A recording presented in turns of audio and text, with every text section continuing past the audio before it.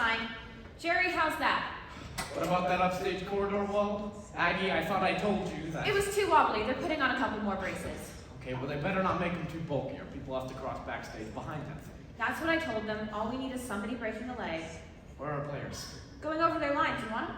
Of course I want them. It's only 3 days till the opening night. We've got to get the show rehearsed. Hey, on stage, everybody! Coming! Louis, don't you have any work to do? Aggie said everybody. I didn't mean you. I'm somebody. Everybody in the play, Louis. You should have said so. Now is everybody here? Not counting Lewis. I know, Violet.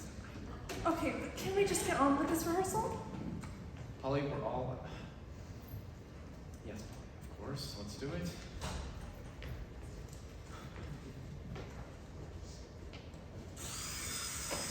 Does he have to do that now? Louis! What? Do you have to do that now? You want that quarter wall or don't you? Isn't there anything else you can work on? I guess. All right, everybody, now let us take the action from the top of Act 3. We've wasted enough time already. I've been ready for 30 minutes. Who hasn't? I'm sorry, I was late, everybody, okay? We've only got the one car. Frank had to work late. You should have called me, Jerry. I go right by your place. Solid takes me to every rehearsal. Does Margie know that? Come on, Billy. We can't have Smitty coming by bicycle after dark. People, can we please have these charming conversations later? We've got to get the show rehearsed. That's what I've been saying. Haven't I, Henry? Holly, this is the first play by a new author. We all want to do it justice, okay? Justice tempered with mercy. Well, I happen to think this is a lovely play. Oh, sure you do. You got the fattest part. How dare you! Darling, you need to have the most lines. I know very well what you meant. Might I remind you all that the author will be here at dress rehearsal and we still haven't learned the third act. And what about those scripts? Because we should have been off book 2 weeks ago. I know my lines. And I know mine. And how about the rest of you? I mean, Define no.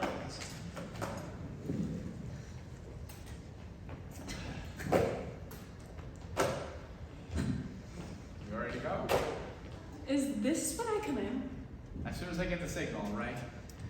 All right, everybody, positions. We'll take it from the top of Act 3 and... Ah, Lord W, give the most charming Louis! What? God damn it, leave the curtain alone! But you said That was for the players. We're starting the act, not ending it. I was only doing my job. Fine, just leave it alone. Fine by me.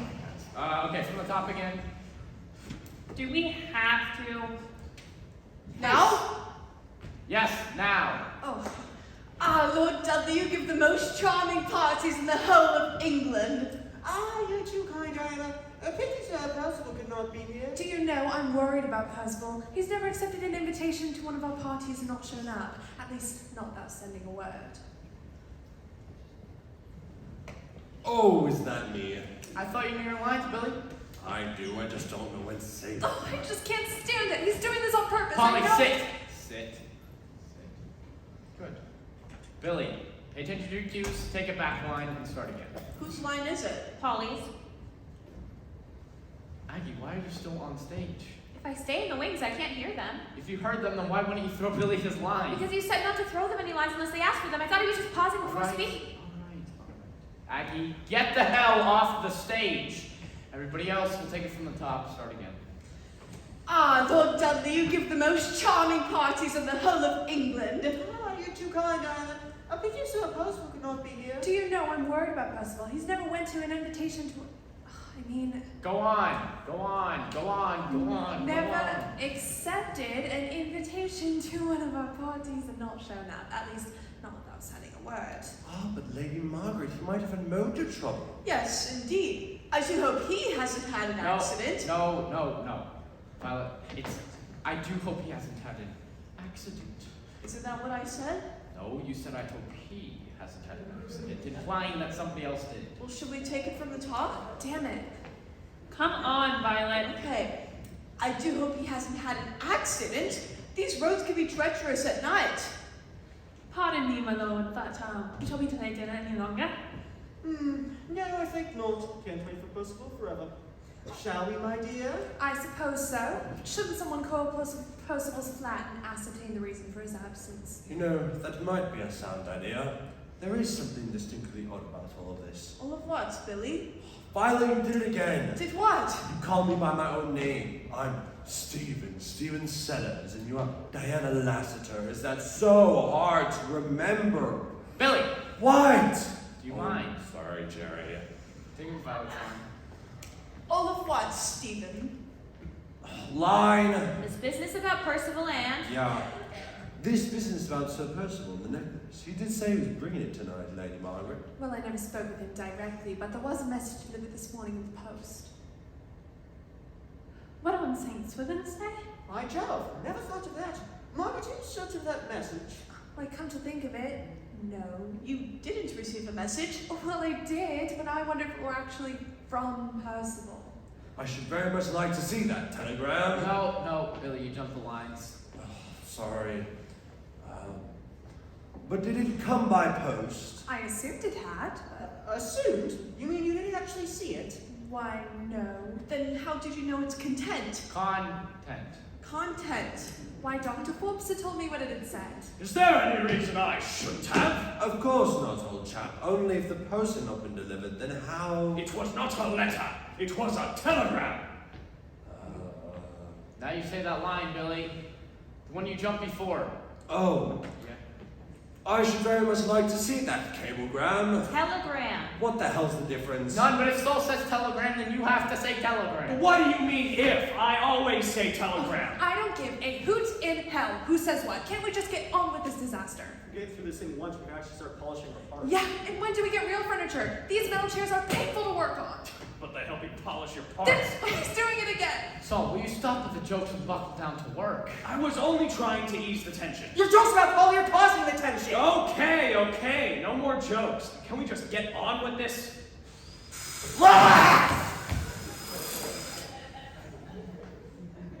I was getting the job finished while no one was working. We're about to start working! Well, you should have said so. I'm gonna go make some coffee. It's fine. Billy, go. Billy, act. I should very much like to see that telegram. Well, as a matter of fact, I don't have it. The message was phoned from the telegraph office. Doris, have there been any telephone messages this evening? See here, you insolent young pup. Are you doubting my word? Of course he is at Rex. Stephen, you should apologize to Dr. Forbes. Oh, of course I shall, but not until Doris answers my question. No, sir. What? Are you quite sure? The telephone has been out of order since this afternoon, Mum. No, stay. Okay, what was that? Lewis dropped the coffee cup tray. You bumped it out of my hand! The hell I did! Did anything break? I don't think He so. bent one of the spoons. That was bent! Could you guys just hold it down for me, please? Guys, back in positions. You ready? Pick it up from where we left off, okay?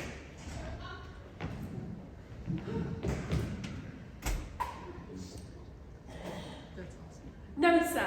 What? That's the answer. I know, I just wasn't ready. Take it back to Billy's line, go here. Not until Doris answers my question. No, sir. What? Are you quite sure? The telephone has been out of order since this afternoon, Mum. No, Smitty, that Mom is short for madam. It doesn't mean the phone was keeping your mum. Sorry, Jerry. The telephone has been out of order since this afternoon, Mum. Aha! And what do you say to that, Dr. Forbes? Saul, that's your cue? I think we skipped a page. This part's coming a little too early. Maggie? Wait a minute, I'm trying to find the place. What page are you on? Left my script at home. I'm sorry, okay? It's just, we've only got the one car, and then when Frank came home, I just decided to go and I took it off and I didn't think. You know, I think Saul's right. We go right from page 3-2 to page 3-4. Who's got a complete script?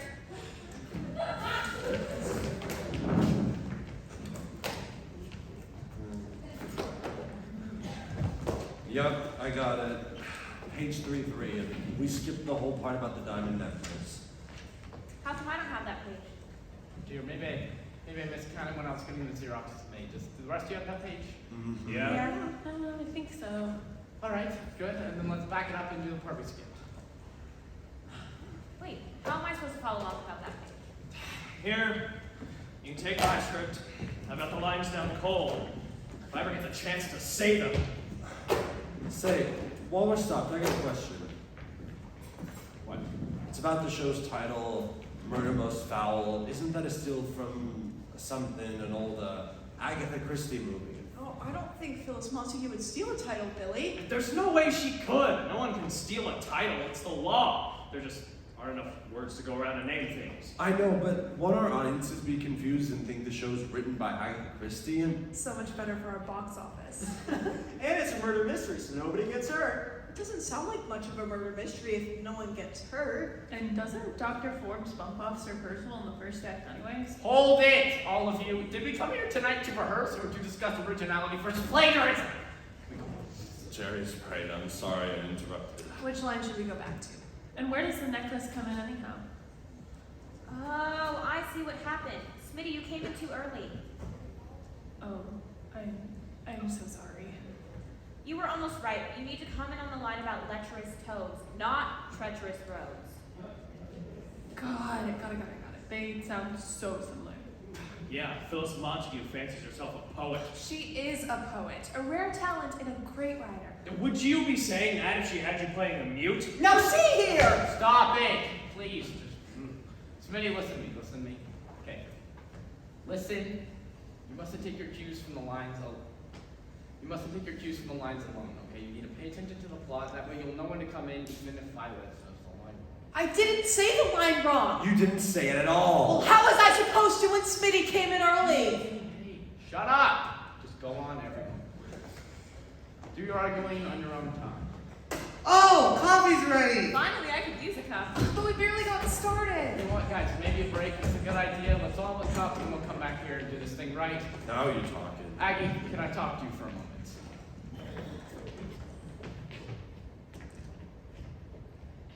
Hey, I'm getting very worried about our progress. What progress? Yeah, I know what you mean. We've never been this behind on the show before. It's not your fault, Jerry. We've never had the illustrious author in our hair before either. Phyllis didn't keep rewriting the damn show while the cast is still trying to learn it. Aggie, she promised not to change anything else, okay? What do you want to bet she's going to show up here with 7 new pages? Don't, okay? They still don't in the last batch of rewrites. Small wonder the way Polly keeps inviting Phyllis to dinner and getting her part fattened. It's almost as big as she is now. Don't you start with the fat jokes too, okay? I'm having enough trouble with Saul. Polly had it her way, this show would be a one-woman monologue. Look, at least she's letting us do the play for free. Naturally, no one would pay money to do it. Okay, to be fair, it's not that bad. Oh, I suppose not. Polly keeps padding her part. She won't, Polly, she won't. I'll have to put my foot down this time, okay? It's only 4 days till opening night and we still haven't even learned the third act. I don't know. Some of the mistakes are better than the original lines. You just let the cast alone. This show could be a riot. Yeah, but Murder Most Foul is not a comedy. Phyllis Montague would scream if the audience started laughing at it. She'd pass right out on the floor. Well, then you better have the smelling salts handy for opening night. Louis, any more coffee back there? Not if you're lucky. I heard that song a lot, Ted. Let it be a lesson to you. Oh, I do hope we get this act done tonight. Only 3 nights till dress rehearsal, and we haven't even done a full run. Thank your friend Phyllis for that. You mustn't criticize Phyllis, but Billy, she's simply a perfectionist. If she didn't like how the play came out, then why did she submit it? Because if we picked some other play, she'd have had to wait till next year to get it done. Well, then why couldn't we have just done it as our next show? Because we have our audiences preconditioned. Brainwashed is more like it. That's putting it rather strongly, Saul. Oh, come on, it's the unvarnished truth. We never vary season after season. We do a mystery, a comedy, a drama, and then a musical, in that order without fail. Yes, but why? Started to think that way, and after a while, it just got to be a habit for us and our patrons. So what would be the trouble if we mixed it up a little? It would confuse people. The comedy fans would come to the drama and start laughing at all the tragic moments, and then the musical fans would start beating time to the comedy. Or solve the mystery. They may still do that. Aggie, whose side are you on anyway? On the side of sanity, which doesn't seem to do me much good around here. Well, I'm all set. Anybody else ready to give it a go? Oh, relax, Saul. We are all much too tense. Why do we keep snapping at each other the way that we do? This close to opening, we're usually kidding around and having a marvelous time. If you ask me, we're running scared. Scared of what? In our own way, Smitty, we're just as perfectionist-oriented as our author. We want this play to be a smash, not a smash up. Amen. Oh, we'll get it. No matter how awful it seems in rehearsal, we always manage to bring it off. Yeah, that's with a printed script, Holly. I mean, this typewritten stuff is okay, don't get me wrong, but all the revisions are killing us. But Phyllis gave her solemn word. It's the only kind of word she knows. Bet she's never giggled in her life. And she promised the same thing last week, Polly, and then she showed up on Monday with 3 new scenes. I just wish she'd quit changing the identity of the murderer. I don't know whether to radiate menace or charm the pants off of everyone. Well, you can't do either just standing there, alright? So let's get back to it, see if we can't get through the curtain without stopping. Fine. Here, I've got it. I can't remember what my line is. Aggie, throw her a cue. Just let me find the place. Oh, okay, I found it. Violet, I'll feed you Billy's line, then you start. Okay. Ah, but Lady Margaret, you might have had motor trouble. Yes, indeed. I do hope he hasn't. Wait, I'll get it. I certainly hope so. Holly, be quiet. Violet, go on. I do hope he hasn't had an accident. These roads can be treacherous at night. Oh, It's no, don't tell me, I'll get it. I certainly hope so. Okay, I've got it. Violet, would you? Roads can be treacherous at night. Don't say such a thing. It would make one think that there is some truth, after all, to the story about the cuss. Nonsense, my dear. There's no such thing as a curse. And yet, everyone who has ever owned the Delhi Diamond has been... Jerry, can we change that name? It sounds like it's from a delicatessen. That's because you're not sounding the H, Billy. It's Delhi, not Delhi. Polly, it is pronounced deli. The H is silent. Yeah, it does sound like it belongs next to like a liverwurst or something. I mean, it looks fine when we write it on the page, but when you say it out loud, it sounds really silly, right? Okay, so let's call it the Calcutta Diamond. You can't do that. Phyllis told me particularly that she chose that name for its lovely alliteration. Delhi Diamond. Okay, so we'll alliterate. We'll call it the Calcutta Carbuncle. Carbuncle? Yeah, it's a big stone, like a ruby cut, cabochon. Well, it sounds like a big zit. So do you. Saul, stop it. Guys, come on, there's gotta be another gem we can You use. shouldn't tamper with Phyllis's dialogue. She won't like it. She'll like it a lot less if Delhi Diamond gets a laugh. Jerry's right, dear. Should have a different name for it. Well, Hey, why don't we call it the Ranchbor Ruby?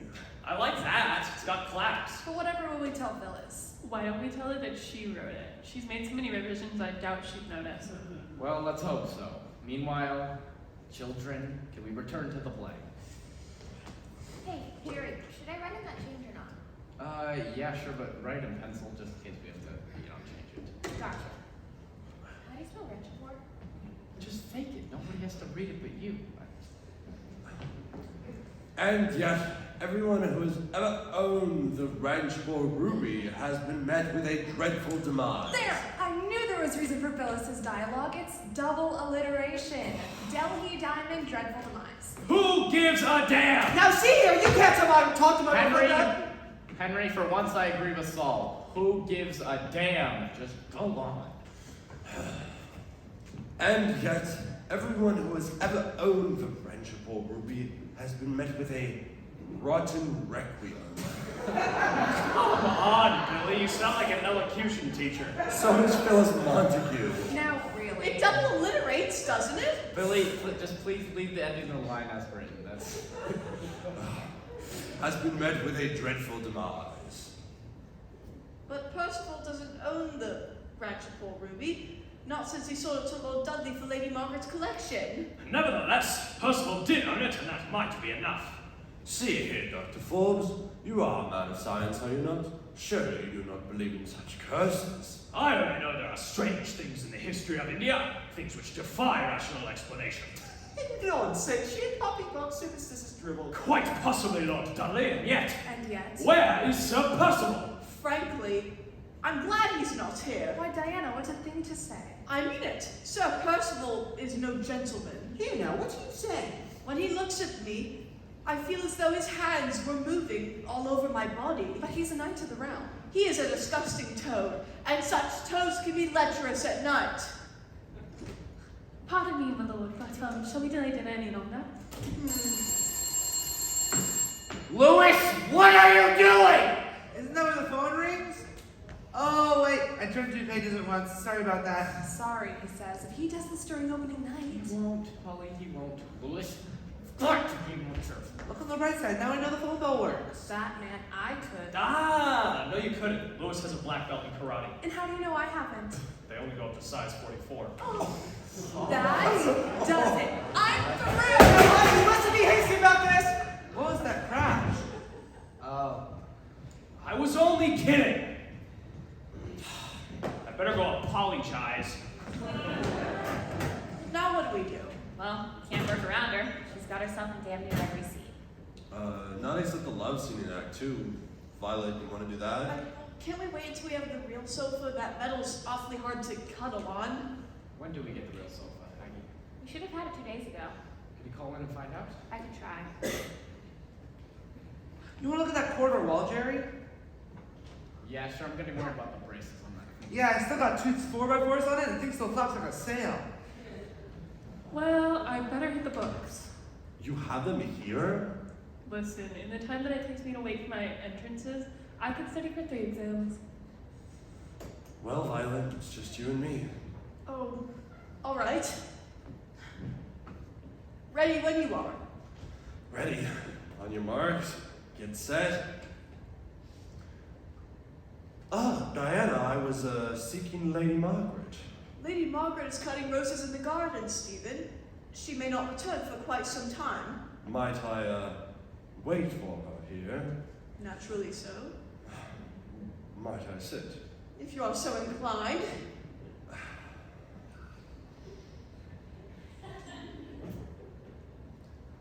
Diana, Yes, Stephen? would you take offense if I were to... Stephen, what are you trying to say? Oh, dash it all away, Diana. Must we play at words? You know the message that longs to cry out from within my heart. Is it possible?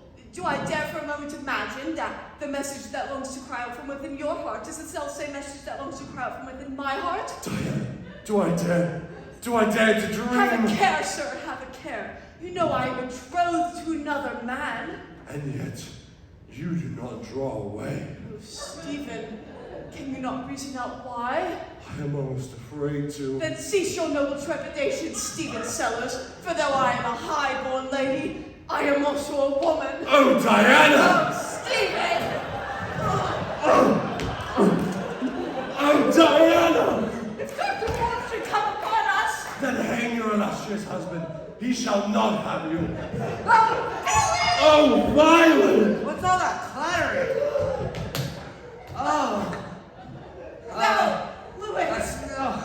I didn't see a thing. Not a thing. Billy, do you think he suspects? How could he? I only suspected myself a moment ago. So did I. Yoo-hoo! Anybody there? Billy! I think that's Phyllis Montague! Oh, tonight she said she wasn't going to the dress rehearsal. Did you all hear what I heard? It sounded like Phyllis. Yeah, probably with 5 new pages of dialogue for you. So, I just accepted one apology from you. Do you want to have to make another? Sorry, Polly. Yoo-hoo! How are you all? Phyllis, we weren't expecting you tonight. Oh, Gerald, I know I've been a naughty girl, but I have so many new and good changes to share with you that I simply couldn't wait until the dress rehearsal.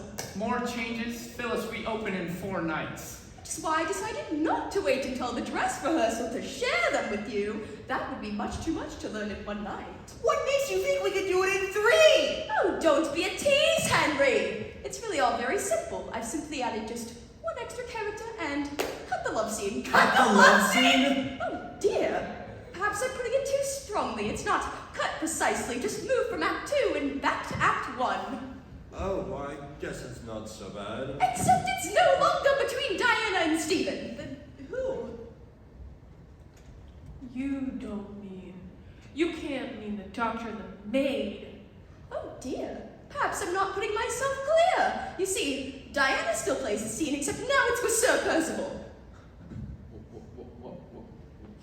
What? Phyllis, how can you do such a thing? But how can Like, how can you do such a thing, Phyllis? Oh, well, I got to thinking that a knight of the realm would be a much better catch for a mere rich commoner like Stephen, so... No, why? How? We don't have a Sir Percival in our play. Yes, everyone talks about him all the time, but he never actually appears on stage. Yeah, besides, isn't it kind of rough on Diana to make that switch, considering I bump off Percival before I show up at the house? You do? Don't you remember your own plot, Phyllis? Well, yes, but I don't recall a murder. Show me where it says so. It's right there in the plot.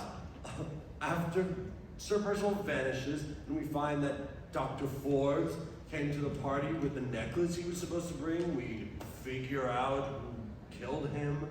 A murder? I never thought of it that way. I just thought that Rex had picked Percival's pocket and drained all the petrol from his tank. After all, murder is so Popular with our patrons? Yeah, we've already advertised it as a murder mystery. And we do open in 4 nights, Phyllis. For Pete's sake, it's a bit late to audition Percival's. Oh, but I've written you up the loveliest new lines. Won't you at least have a look at them?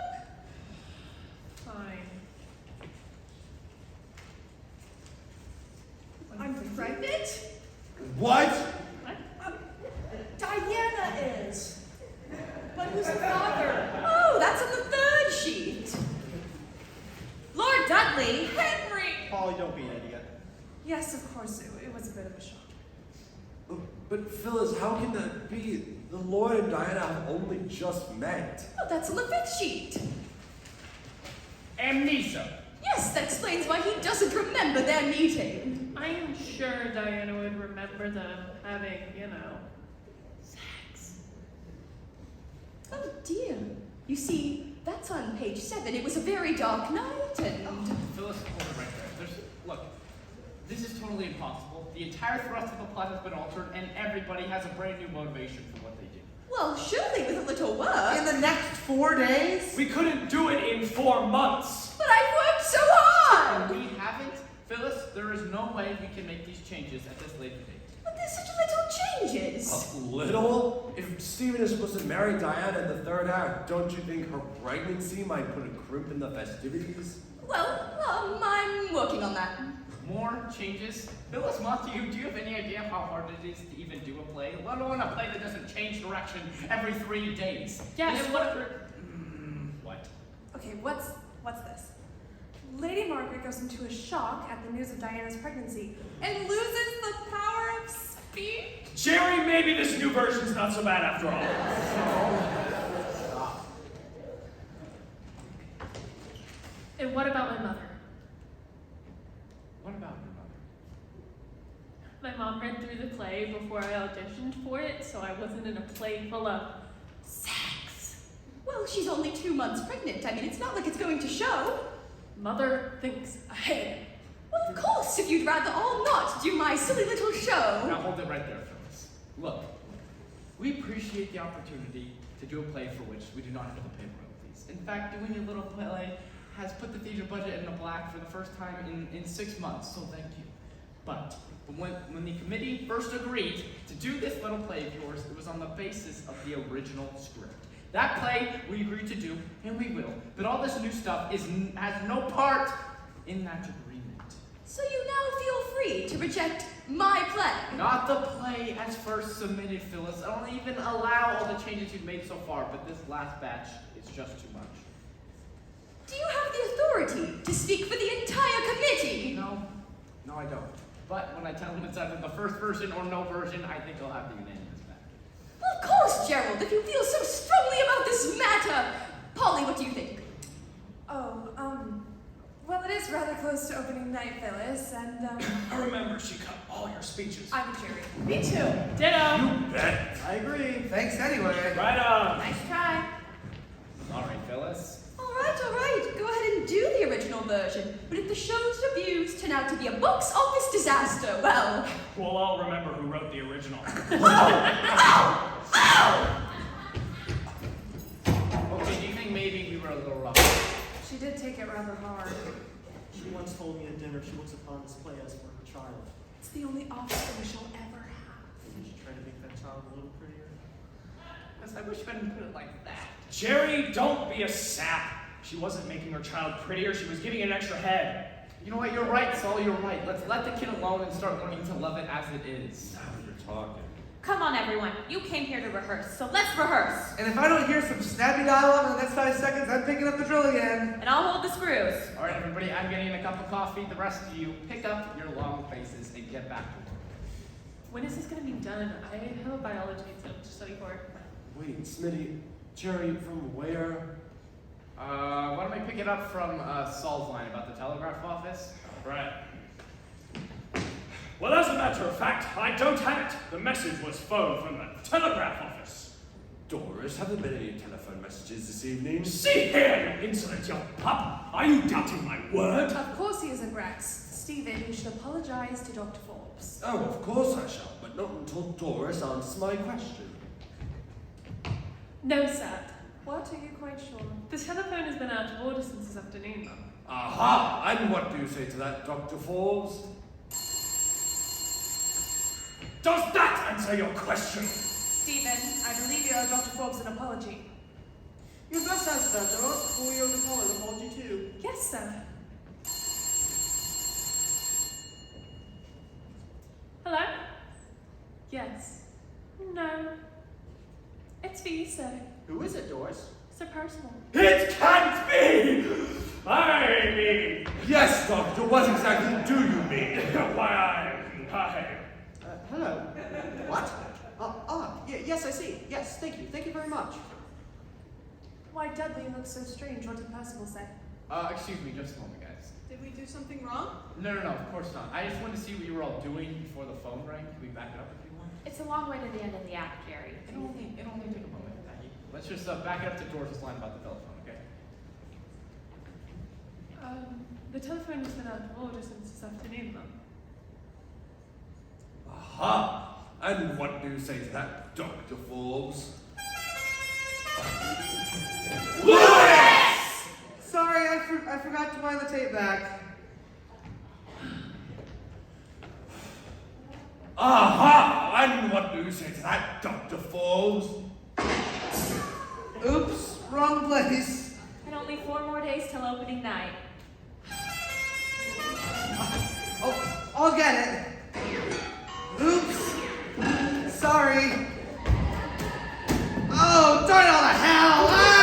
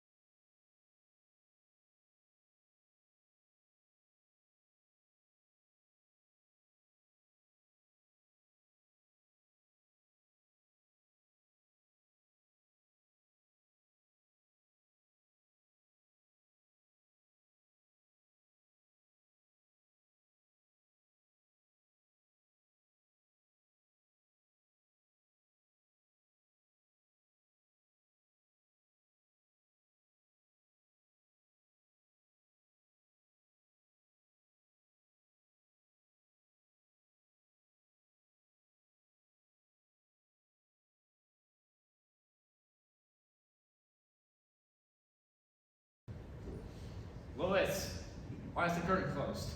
There's a draft up here. The curtain keeps some of it out. That's because someone left the front door open, but I closed it.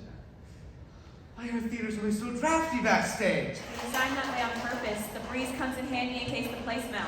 I don't suppose you have a particular play in mind, Don't say I didn't warn you.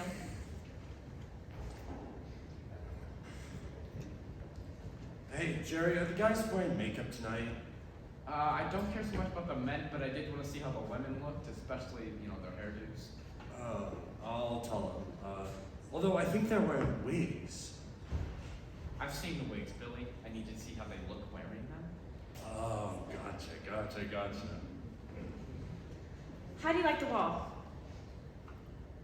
Let me tell you something about this wall. These stencils, the stencils from Doom, are brilliant. Honestly, they make the whole set. They make the whole set, in my opinion. It would not be the same without it. Also, it looks okay on this side in terms of, spacing, but, is there enough space to move behind it? Because they don't leave it across behind it. If everybody's careful, they'll have about 2 inches clearance on either side. Except for Polly, of course. Okay. So how's she gonna get from the garden to the prop table and bring the roses on stage? She doesn't have to. I'm keeping the roses on that side of the stage. I told her I was simplifying things, but I didn't tell her what I was simplifying. That's good thinking. Also, good thinking putting the stencils on this wall. I just want to say again, it would not be the same without it. It makes no sense. Anyways, we've got to keep Polly in a happy mood because she nearly walked out again last night thanks to Saul. You gotta admit, he was pretty funny.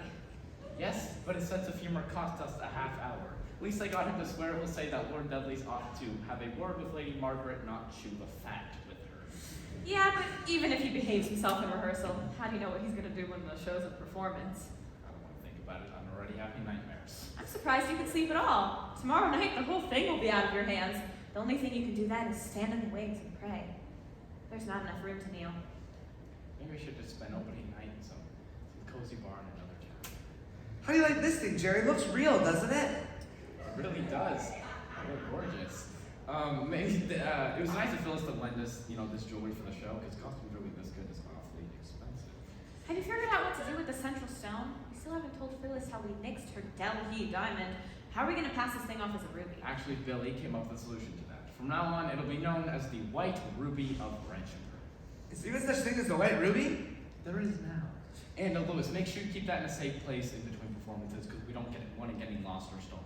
Okay? Well, yeah, but I figured the thing is our ace in the hole. Phyllis will preoccupy herself worrying about this instead of the play. There's something to that, all right. Louis, I got a question. Is there any way we can get it back to this safe? Because someone could just tiptoe behind it and pick the thing right up. Well, I could, but that would mean having to take down the safe and repaint the flat and then put up the flat again. Why would you have to take the safe down? Well, because, if I took the safe down and I started hammering, the whole thing would tear loose off the wall and go, boom. Tell you what, I'm not doing much except prompting once this curtain's up. Why don't I hang on to the thing and hand it to Saul when he reaches into the safe? Would you mind, Aggie? It really put my mind at rest. No trouble at all. Well, you better practice. Tonight's your only night. Easy as pie, but the practice can't hurt. Ready for the mob yet, Jerry? I guess so. If they're all in costume. Well, if they're not, it's their tough luck. Everybody out now! Coming. Alright guys, line up along the front of the stage. I need to see how you all look. Alright, your costumes seem to fit fine. I think mine's a bit too small for me. I didn't say a word. And you bet not. Okay, Polly, be fair. It's one thing if he's teasing you, but you can't blow up every time you think he might say something. You're right. I'm sorry, Saul. Just rehearsal jitters, I guess. No problem. Alright, now everybody turn around. I need to see how you look in the back. Alright, good. Oh wait, Violet, why aren't you wearing a bustle like Polly is? I'm not wearing a bustle. I'm so sorry. You're sorry. Violet, why aren't you wearing that wig? It's too big. Let me show you. See? I look like a British sheepdog. Yeah, but can't you just pat it in or tuck it or something? Think of something I didn't have time to just now. Right. Okay, everyone, you all seem to look fine. Now suppose we see how well you can act. Positions for Act 1? Let's do it. Do you want to lift the curtain, Jerry? Yes, guys, I want everything exactly like this is the actual performance. Terry, I think you just got your wish. in spades. Oh, Gerald, I have the most dreadful news! We're going to have to change the title of my show. What? Phyllis, that's impossible. The publicity's been mailed out, the programs have been printed. But we must. I've discovered that there's a movie with the exact same title. Murder Most Foul. No one in the audience is likely to be confused, Phyllis. They can see this isn't a movie. Right! In a movie, no one forgets their lines. Don't say that, Saul. I'm having enough trouble already. Oh, I do hope you're joking, Marla. What? Oh, Smitty. Oh my god, I almost forgot your real name. No one uses it except for my mother. Phyllis. Oh, but I think nicknames are so vulgar, Saul, don't you? I'm the wrong guy to ask, Phil. Phyllis! I'm so glad that you're here tonight because you can be such a great help to us all. Really? How? Well, you can watch the actors act and make sure that they're saying their lines properly. And where does that leave me? I didn't mean the words per se. I just meant the subtle nuances of their interpretations. The ones you forgot to tell me to mark down? Yes. Shall I sit here beside you? No, because I'm making notes the whole time during rehearsal, so I wouldn't want to distract you. Lewis, have you got a chair for our playwright back there? You've got a dust rag. Oh, this is thrilling, simply thrilling.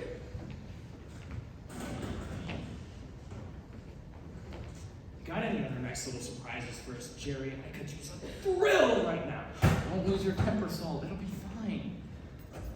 What the hell are nuances? Don't ask. Just grit your teeth and pray you've got them. I thought you wanted us to get through this whole thing without interruption. I don't feel us back there listening for nuances. Cheer up. Maybe Lewis will drop a sandbag on her. I'm ready. All right, everybody. Let's take it from the top. Take it from the top of Act 1. You want the music too, Jerry? Yes, guys, I want everything exactly like this is the actual performance. Hold your places during the music. I The don't house have lights. I don't have a place. I'm off stage. You're lucky. Quiet, everybody! Lewis, dim the house lights as soon as the music starts. Okay, good. Yeah, We'll like yeah, that yeah. tomorrow. Yeah, Ready for did the it. music starts. Okay.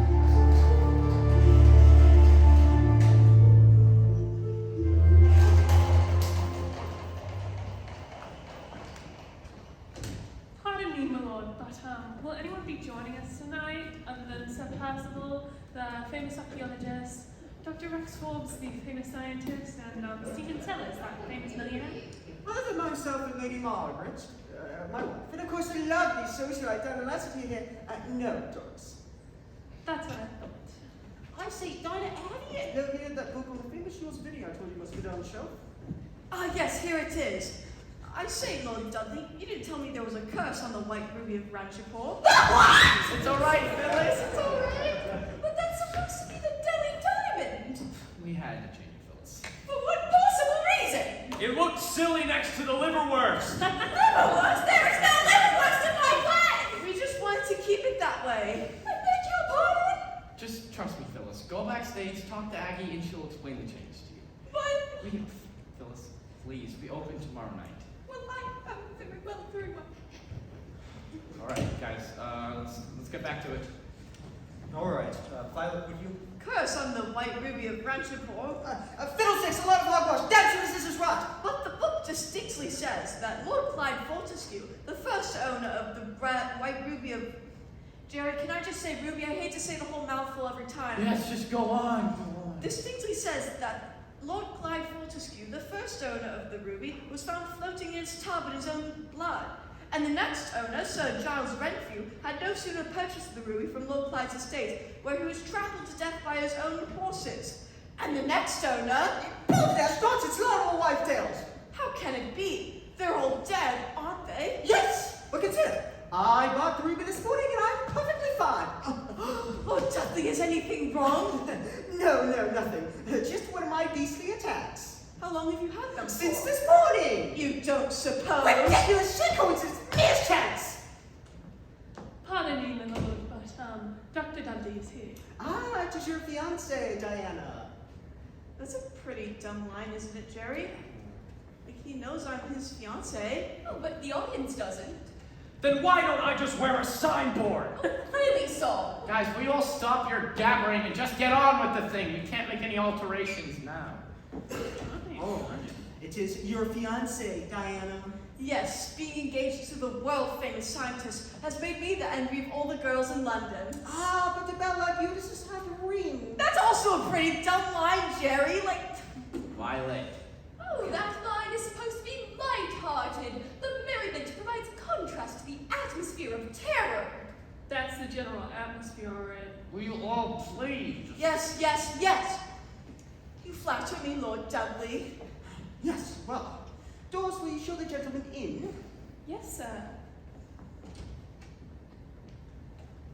Lord Dudley! Diana!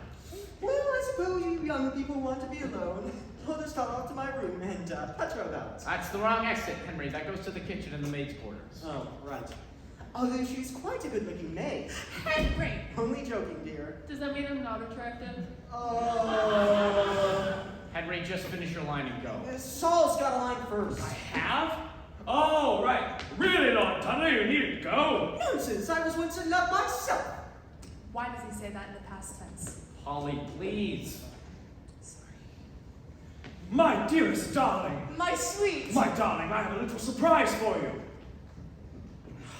Damn it. What's the matter, Saul? I forgot the stupid necklace. Aggie. Here, sorry about that. Aggie, as stage manager, it's your job to make certain that everyone has all their props. I know. Phyllis was talking to me about nuances, and I missed Saul's entrance. Phyllis, you really mustn't talk backstage when we have work to do. Oh, I do apologize, Gerald. I forgot that Agnes had things to do. My fault for not reminding her. Agnes, oh my god. Pick it up from where we left off. Good a spot as any. The White Ruby of Ranchipole. Oh, how incredibly lovely it is. Might I try it on? Not afraid of the curse? Well, not entirely. May I please? Certainly you shall. Here, allow me.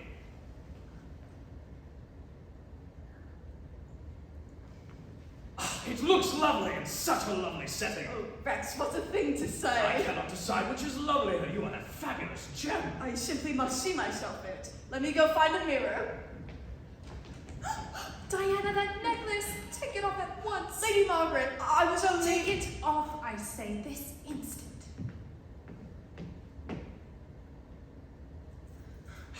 Here now, Lady Margaret. Surely there's no harm done. No harm, you say. How could you endanger the life of this poor girl and your own fiancé? Oh, I don't believe in that silly curse, Lady Margaret.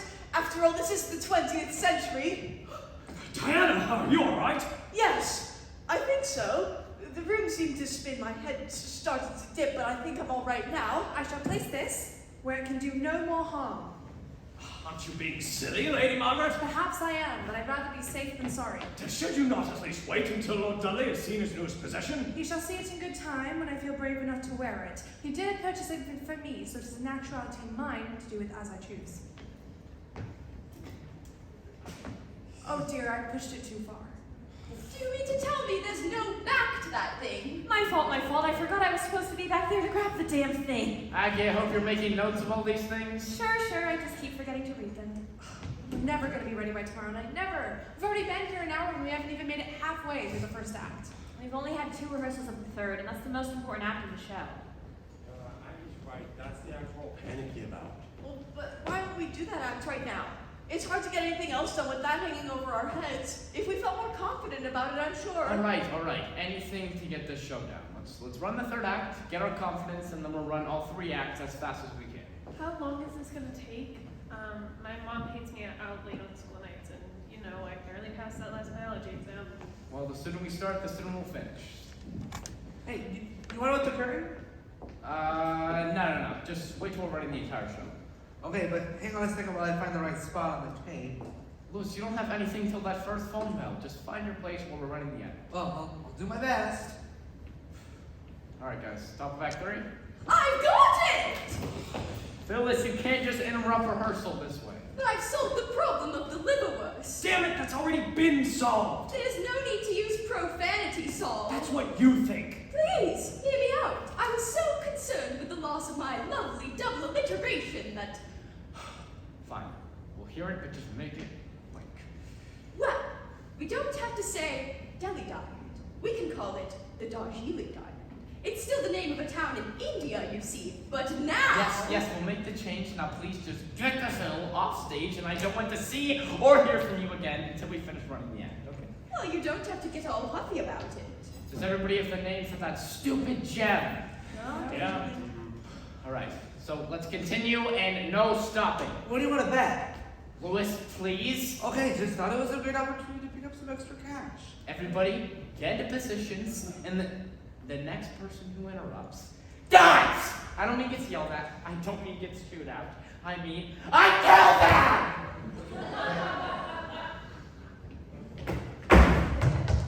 On your marks, get set, go. Ah, Lord Dudley, you give the most charming parties in the whole of England. Oh, you're too kind, Anna. Pity Sir Percival cannot be Do here. you know, I'm worried about Percival. He's never accepted an invitation to one of our parties and not shown up, at least not us any word. Ah, but Lady Margaret, you might have had motor trouble. Yes, indeed. I do hope he has had an accident. These roads can be treacherous at night.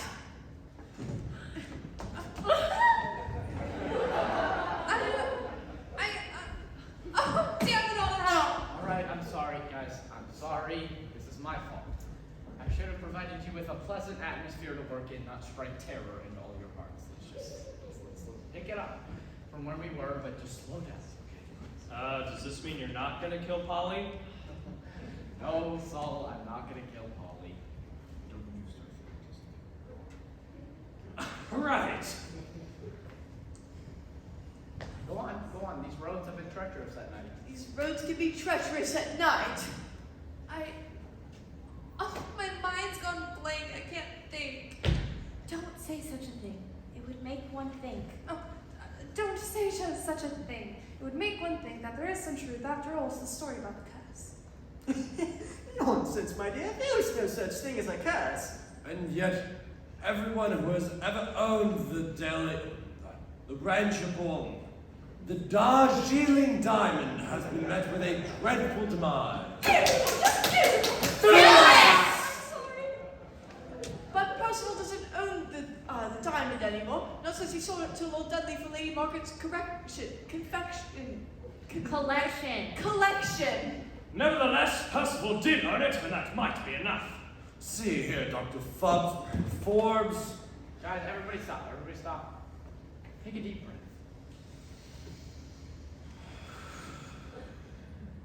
Now just go out there and enjoy yourselves. You are a man of science, are you not? Surely you do not believe in such things as curses. Nonsense, you poppycock! Ah! Damn it! Sir Mrs. Stribble! Quite probably not. Damn it! Guys, you're all still way too tense. Just slow down and easy does it. You'll be fine. But be slow. Quite possibly, Lord Dudley, and yet... Where is Sir Percival? Frankly, I'm glad he's not here. Why, Diana, what's the thing to say? I mean it. Sir Percival is no gentleman. Here now, what do you say? When he looks at me, I feel as though his pants were moving all over my body. What's the matter? What? Hands, Violet, his hands. Isn't that what I said? You said Oh.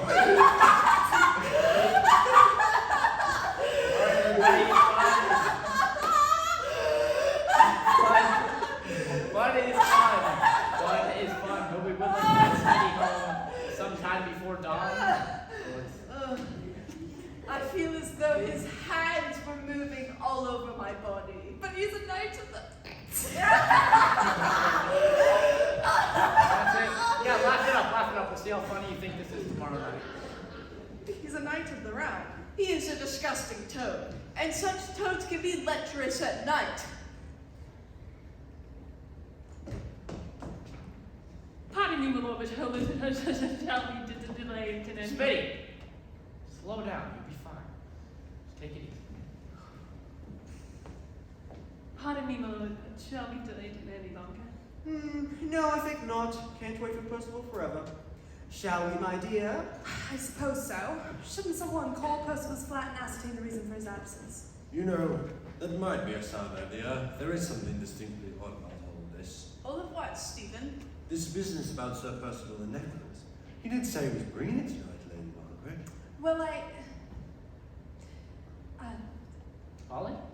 okay, it's just Saul brings the necklace in Act 1, and then I put it in the safe, so why would I say? Oh dear! I completely forgot about the new line. You see, when I rewrote that line in this act, I completely forgot about the line in the first act. Well, now's a hell of a time to think of it. What is the new line, Phyllis? Well, I don't have the rewrite with me. Just give us the gist and we'll improvise. We don't have time to fool around with your stupid wordplay. Well, Polly's line is basically the same, except she says something to Billy about him not being there when Saul gives him the necklace instead of, Percival. Do you see? Can you handle that? I can try. Okay. All right. Lewis, is there more coffee back there? For want of a better name. All right. Okay, you come with me. The rest of you get back to work. All right. Would you? Yeah, sure. He did say he's bringing it tonight, Lady Margaret. Well, I never spoke with him directly, but there was a message delivered this morning in the post saying that he had told Dr. Forbes to bring it for him. What on St. Swithin's Day? Wait a minute. It sounds as if it's against the law to ask somebody to deliver things on that day. The part about the post has to come last, Polly. Okay, let me try again. Never spoke with him directly, but Percival did tell Dr. Forbes to bring it for him in a message delivered this morning in the post. Much better. Okay, go on, Smitty. What on St. Swithin's Day? Now what, Saul? I'm sorry, it just sounded as if she couldn't go ahead. I don't give a good damn what it sounded like. Look, if all you 3-year-olds just want to play games instead of learning this play, then what? Okay. Sorry, Jerry. Go ahead, Smitty, please. What on St. Swithin's Day? By Jove! Never thought of that. Margaret, you so did that message. Why, come to think of it, no. You didn't receive a message. Well, I did, but now I wonder if it were actually from Percival. But did it come by post? I assumed it had, but... Assumed? You mean you didn't actually see it? Why, no. Then how did you know its content? Why, Dr. Forbes had told me what it had said. Is there any reason I shouldn't have? Of course not, old chap. Only if the post had not been delivered, then how... It was not a letter. It was a telegram. I should very much like to see that telegram. See here, you instant young pup. Are you doubting my word? Of course he isn't, Rex. Stephen, you should apologize to Dr. Forbes. Of course I shall, but not until Doris tells me if there have been any telephone messages this evening. No, sir. What, are you quite sure? Telephone's been out of order since this afternoon, Mum. Aha! And what do you say to that, Dr. Forbes? Phyllis, what the hell have you done? What have I done? What are you talking about? Did I get the phone bell out of order on the tape? Phyllis, why were you touching the tape? Oh, I thought I'd give a listen to the sound effects before the show And you erased the tape. There's nothing on it, nothing. Oh, so are you sure? Yeah, here, give a listen. Yeah, I don't hear anything. That's what I'm saying. Lewis, you're not leaving. Can't do a darn thing for you if I say. And if that bubble-brained idiot so when it's just come near my machine again, I'm going to beat her head in with it. Lewis, look, I've been thinking, since you have to redo all the phone bells anyway, wouldn't it be easier just to hook up the telephone to a button backstage? That way we can do it manually. I mean, there's so many phone calls on the show. I guess it would make it easier. I could do the hookup. The end of the wire's backstage, and there's a storage battery for power, too. Yeah, just make sure you have the button so you can press it. Of course. And that's for the rest of you. When you're putting back the phone on the phone, make sure you wrap the little cord on the little nail so that the thing doesn't go off, so that the phone doesn't work, okay? Goodbye! Oh, I'm so dreadfully sorry. I feel I owe each and every one of you an apology. Great, write it down. Yeah, perfectly on St. Swithin's Day. How's that for fast work? Beautiful, Aggie, just beautiful. You deserve a cup of coffee for that. I'll settle for that stuff that Lewis brews. Shall we go on or what? Go on or else. They need their cue. Does that answer your question? Stephen, I believe you owe Dr. Forbes an apology. Aggie? Sorry, I was drinking my swill. Go on, people. You'd best answer that, Doris. We ought to call it apology too. Yes, sir.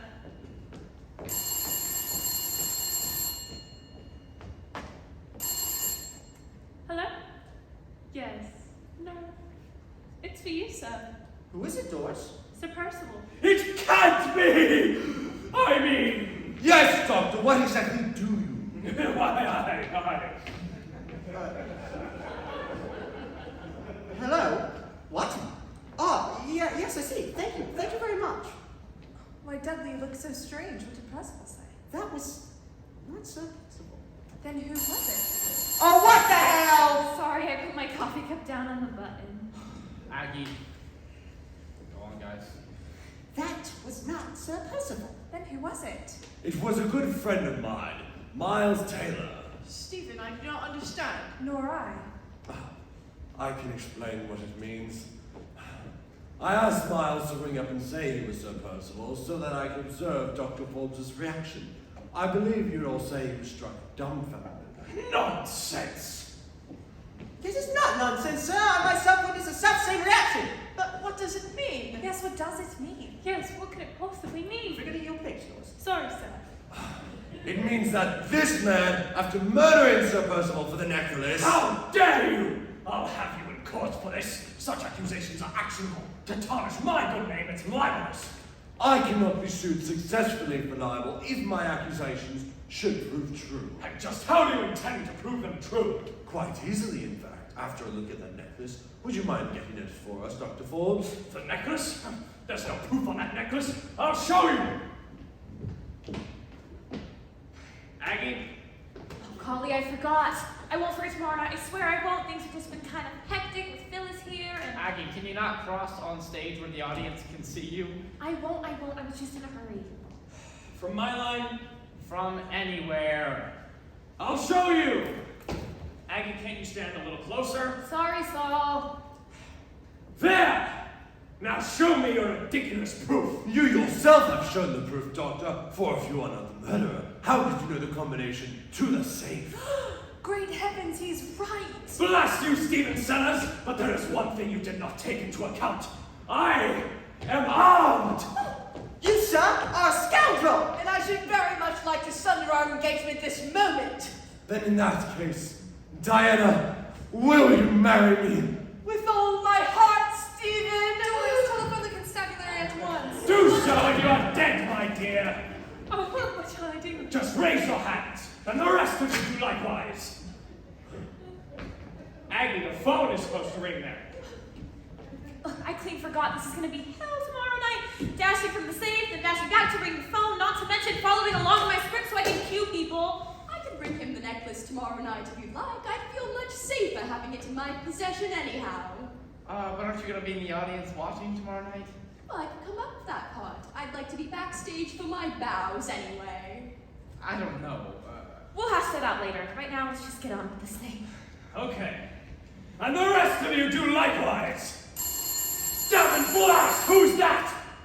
It is Miles Taylor. I asked him to ring up again, and if we do not answer, he shall summon the law, and they shall arrive here with a warrant for your arrest. Stanley Grimes! Stanley Grimes? Do you mean that criminal laboratory assistant to Dr. Forbes? To the late Dr. Forbes, unless I miss my guess.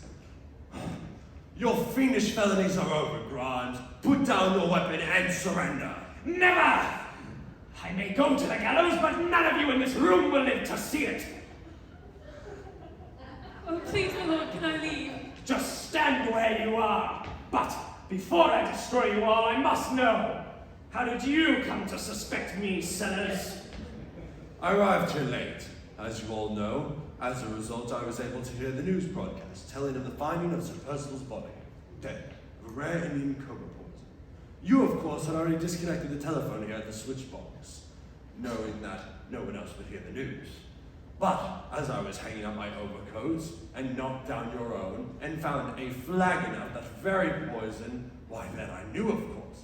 I immediately reconnected the telephone, rang up Miles, set up our plan, and... Excuse me, my dearest darling, but what did you know when you found this foul fiend's flagon? Why, how this man had schemed to keep alive the legend of that curse. He had immersed the necklace in cobra venom, as so that everyone who owned it would fall shortly ill. He thought, of course, to devalue it and make Lady Margaret loathe the sight of it. so that he could have it for considerably less than its real value. So anxious would she be to sell the bubble. And I would have too. Oh, curse you, Stanley Grimes. Curse! Ha! There are no such things as curses, and I have coated my hands in the antivenom to prevent penetration from that potent poison too! What the hell is that? You get real sirens tomorrow night. My delaying tactics have worked. The law is upon you. Put down your weapon and surrender, Grimes. Never! I shall take this necklace, sell it for a fortune, and move wealthily to another country! Oh! Oh! Oh! It's the curse of The Darjeeling Diamond. Thank you, Henry. Darjeeling Diamond!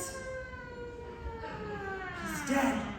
Yes, he mocked the laws of society and now a greater power has intervened. Oh, Stephen, help me, help me! Curtain, shall I lower it, Jerry? Hell no. All right, everyone, you've had your third act. Now we're going to take it from the top of Act 1. And let's hurry, because it's already 10:30.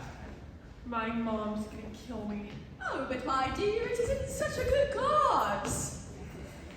We will now be having a 15-minute intermission. Please feel free to enjoy refreshments and snacks in the lobby. Thank you.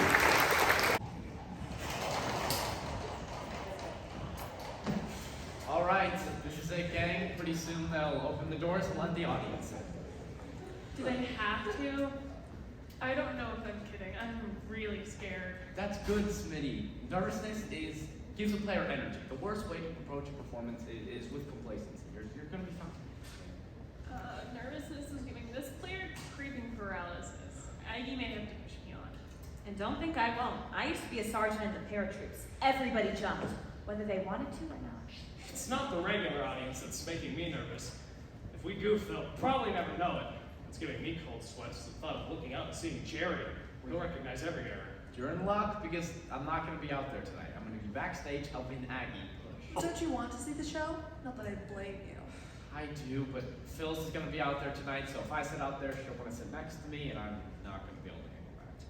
That reminds me, she still insists on hanging onto that necklace and handing it to Saul when he reaches into the safe. It saves me busting my behind, galloping from the safe, back to help Lewis at the soundboard, but I'm afraid she'll make it so wrapped up listening to her play she might forget. If she does, this play is going to end with a real murder. Hi, Jerry. I finished your report on the sound cues, and I'm also not a woman. I hope you skipped the phone bells. I did, and, well, I did add thunder and lightning effects, to be honest. Why would you add thunder and lightning effects, Lewis? Jerry, it's Jerry. Have you ever heard of a murder mystery without thunder and lightning effects? But there's no spot in the play for the thunderstorm. I found the perfect spot, and it won't distract the actors. Here, trust me. Bet me $1. You're on. There's one thing I love, it's a sucker bet. Oh, that's what I hate about stages. There's no place to hide. Hello, hello, hello. The magical moment is upon us at last. So will the audience be if we don't get that curtain closed? I just wanted to wish you all the best of luck before the performance. Yeah, Phyllis, in show business, that's bad luck to do. You're supposed to say break a leg. I'll never understand the theater. That's a fine thing for a playwright to say. All right, guys, they've opened the doors. The audience is coming in. Will you all join me in a prayer? I'll say. We could use a miracle. St. Genesius, pray for us. Saint Genesius, pray for us. All right, guys, I'm going off stage. The rest of you get into positions and break a leg. So, who's St. Genesius? He's the patron saint of actors. He performed for the Roman emperor and they had him put to death. Let's hope there's no emperors out there tonight. Amen. This is my show. Do you like it yet?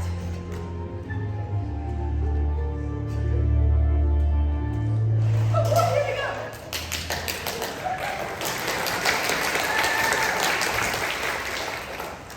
Pardon me, my lord, but will anyone be joining us for dinner tonight other than Sir Percival, the famous archaeologist, Dr. Rex Forbes, the famous scientist, and Stephen Sellers, that famous millionaire?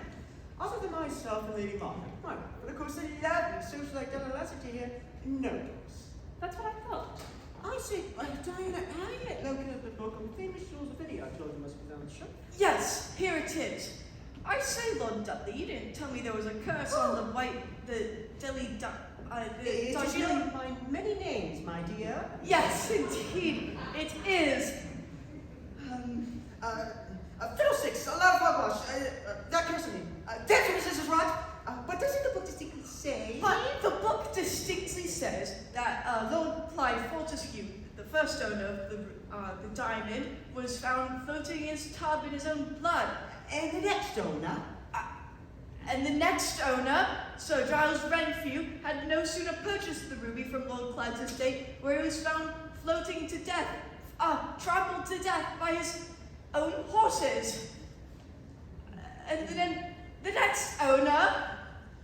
Bollocks, nonsense, a lot of old wives' tales. How can it be? They're all dead, aren't they? Yes! Well, consider, I bought the ruby this morning and I'm perfectly fine. The diamond! Lord Dudley, is anything wrong? No, of course not. Just one of my beastly attacks. How long have you had them? Don't you want... Since this morning. That long, huh? Do you suppose, I suppose... Oh, you don't suppose? Ridiculous shit coincidence, mischance! Pardon me, Dr. Fudley, but Dr. Doris is here. Ah, it is your fiancée, Diana! Yes. Your fiancée, Diana! Yes. Being engaged to the world-famous scientist has made me the envy of all the girls in London. In England. In London, England. Ah, but a lovely lady like you deserves a ring. You flatter me, Lord Dudley. Doris, will you show the gentleman in? Yes, sir. So, Coming! Lord Dudley! Diana! Well, I suppose you young people want to be alone. I'll just hie out to my room and putter about. You're going the wrong way. He must be going to use the outside stairway. Yes, that must be it. Really, Lord Dudley, you needn't go. Nonsense! I was once in love myself. Ah! Damn My dearest darling! My sweet! My darling, I have a little surprise for you. I like surprises. Kind of thought you did. I can't wait to see what it is. It's really worth waiting for. Can you not find it? I know! I must have left it in my coat, which is outside. Excuse me! The necklace! Where the hell's the necklace? Phyllis has it. I forgot to get it from her. I'm so dreadfully sorry. Give me that!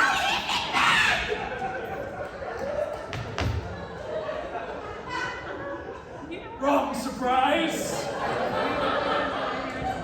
There, are you satisfied? Not again, Dr. Forbes is a sissy. Thank you. Surprise! The white ruby of Ranchapore, whatever it is! Oh, how incredibly lovely it is. Might I try it on? Not afraid of the curse? Well, not entirely. May I please? Certainly you shall. Here, allow me.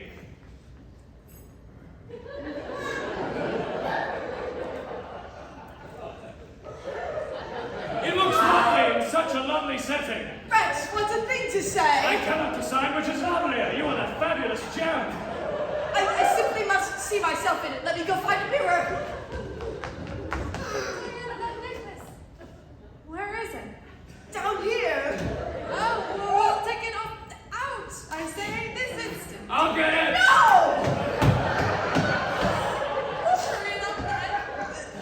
Here, Lady Margaret. Here now, Lady Margaret, surely there's no harm done. No harm, you say? How could you endanger the life of this poor girl and your own fiancé? Oh, I don't believe in that silly curse, Lady Margaret. After all, this is the 20th century. Diana, are you all right? Yes, I think so. The room seemed to spin. My head started to dip, but I think I'm all right now. places for Act 2, everybody.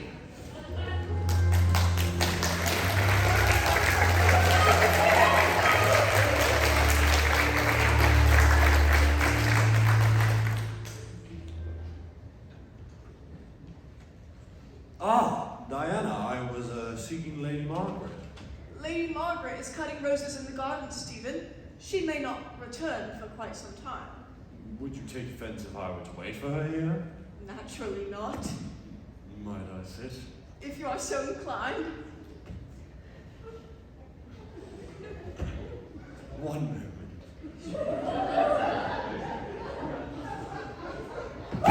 Oh! Diana, Yes? Stephen? Diana, would you take offense if I were to... Stephen, what are you trying to say? Oh, dash it all away, Diana. You know the message belongs to crowd from within my heart. Your flyer's down. And yet, you do not draw away. Oh, Stephen, can you not reason out why? I am almost afraid to. Then cease your noble trepidation, Stephen Sellers. For though I am a highborn lady, I am also a woman. Oh, Diana! Oh, Billy! Everybody ready for Act 3. Places, places. Maggie, maybe I should have gone to that bar after all. Hey, if you change your mind, I'll join you. The Paratruth was never like this. You wanna know the difference between a play and a parachute? What, Lewis? When your play opens, you have nothing to worry about. Just open the damn door.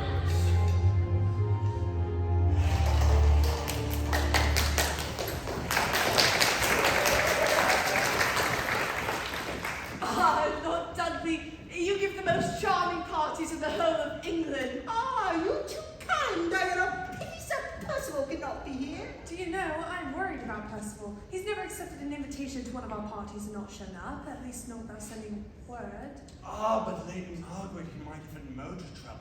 Yes, indeed. I do hope he hasn't had an accident. These roads can be treacherous at night. Don't say such a thing. It would make one think that there is some truth, after all, to the story about the curse. Nonsense, my dear. There's the keys of the curse. There's no such thing as a curse. And yet, everyone who has ever owned this Nazarene diamond has been met with a dreadful demise. Nevertheless, But Percival doesn't own the diamond anymore, not since he sold it to Lord Dudley for Lady Margaret's collection. nevertheless. It's all been taken a nip between acts. Wouldn't you? Percival did own it. That might be enough. Say here, Dr. Forbes, you are a man of science, are you not? Surely you do not believe in such things as curses? Lewis? Is Billy? Saul hates to drink alone. Ah! No. Strange things in the history of India. Things which defy rational explanation. Nonsense, cookie cups. So this is true. Quite possibly, Lord Dudley, and yet. And yet, Where is Sir Percival? Frankly, I'm glad he's not here. why, Diana, what's a thing to say? I mean it, Sir Percival is no gentleman. He now? What are you saying? When he looks at me, I feel as though my hands were moving all over his body. But he's a knight of the realm. He is a disgusting toad, and such toads can be lecherous at night. Yes, indeed. I'll say. Pardon me, Lord. Shall we take any longer? No, I think not. Can't wait for Percival forever. Shall we, my dear? I suppose so. Shouldn't someone call Percival's flat and ascertain the reason for his absence? You know, that might be a good idea. There is something distinct about all this. All of what, Stephen? This business about Sir Percival and the necklace. He did say to bring it tonight, Lady Margaret. I never spoke with him directly, but there was a message delivered this morning on the mailman brought it. What on Saint Swithin say? By Jove, never thought of that. Margaret, I'm certain that Mrs. Mailman, whatever you say. Why, come to think of it, no. You didn't receive a mailman. Message. That too. Well, I did, but now I wonder if it were actually from Percival. But did it come by post? Well, I assumed it had. Assumed? You mean you didn't actually see it? Why? It? The message? Or the mailman? Whatever it was, no. Then how did you know it's content? Why, Dr. Forbes had told me what it had said. Yes, indeedy. Is there any reason you shouldn't have? Is there any reason I shouldn't have? No, of course not, old chap. Only if there was no delivery. Then why'd you ask? If there was no delivery of the post, then how? It was not a letter. It was a telephone, cable car, telegram. I should very much like to see that telegram.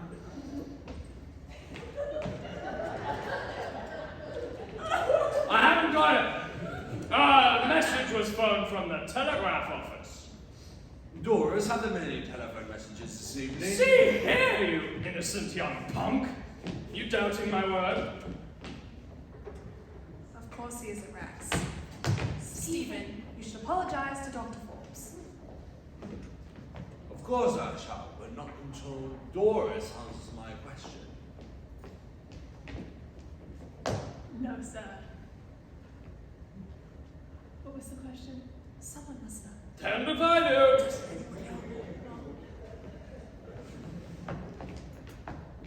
No, sir. What, are you quite sure? The telephone has been out of order since this afternoon, man. Aha! And what do you say to that, Dr. Forbes? Oh, damn it! Does that answer your question? Stephen, I believe you owe Dr. Forbes an apology. Hadn't I left answer that? You had best answer that, Doris. Before I owed the balloon apology? Yes. Yes, sir. Hello? Yes. No, yes. It's for you, sir. Hello. Yes, what? Who is it, Doris? Sir Percival. But yes. Oh, I see. Yes, thank you. Thank you very much. Why, Dudley, you look so strange. It can't be! I I mean, it can't be so possible, right? Right. Yes, Doctor, what exactly do you mean? No, Oh, you are on the phone. Arthur, what? Oh, why, Dudley, you look so strange. What did Percival say? That was not Sir Percival. Then who was it? It was a good friend of mine. I can't seem to quite remember his name. Miles Taylor. Oh, yes, thank you. Stephen, I do not understand. Nor I. I can explain. It means that this man, after murdering Sir Percival, did I say he struck dumbfounded? Nonsense! It was the same reaction, I think. But what does it mean? Yes, what does it mean? Yes, what could it possibly mean? Forgetting your place, Doris. How dare you, sir! I'll have you in court for this. Such accusations are actionable. To tarnish my good name, it's libelous. I cannot be sued successfully for libel if my accusation should prove true. And just how do you intend to prove them true? Quite easily, in fact. After a look at that necklace, Dr. Forbes, would you mind grabbing it for us? The necklace? There's no proof on that necklace. I'll show you. Must be around here somewhere. Are you sure this is where you put it, Margaret? Like, where else? You might want to take another look. Okay. Ah!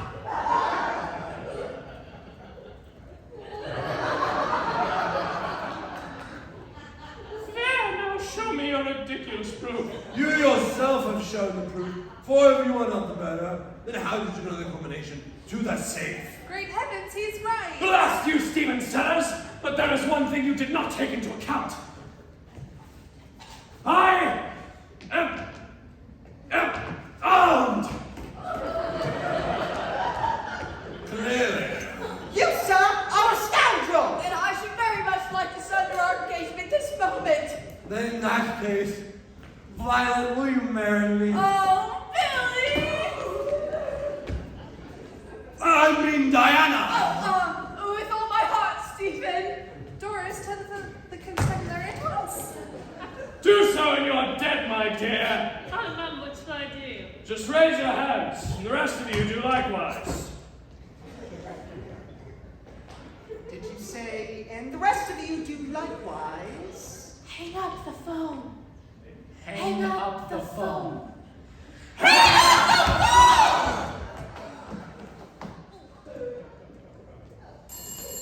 Damn and blood! Who's that? It is Miles Taylor. I asked him to ring up again and said, if I do not answer, he shall summon the law, and they shall arrive here with a warrant for your arrest. Stanley Grimes! Stanley Grimes! Put down your pistol and surrender, Grimes. Never! I shall take this necklace, sell it for a fortune, and move wealthily to another country! Oh! Oh! Oh! It's the curse of the Delhi diamonds. Right, support Ruby. Darjeeling Diamond. All of them!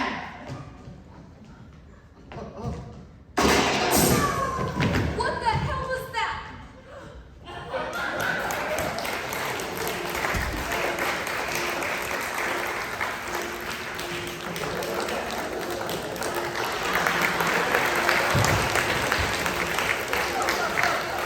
My dear friends and fellow theatre lovers, I would like to thank you all for your warm reception of my modest effort here tonight.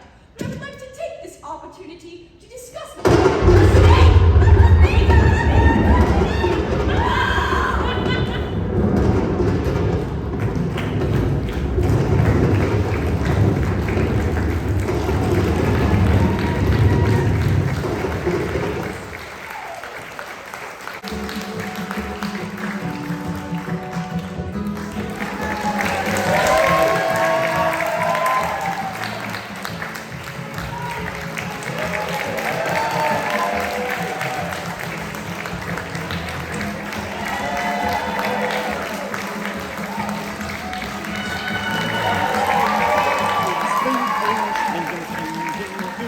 We heard it in his voice, I was fine, in Sneak's one's home, in Sneak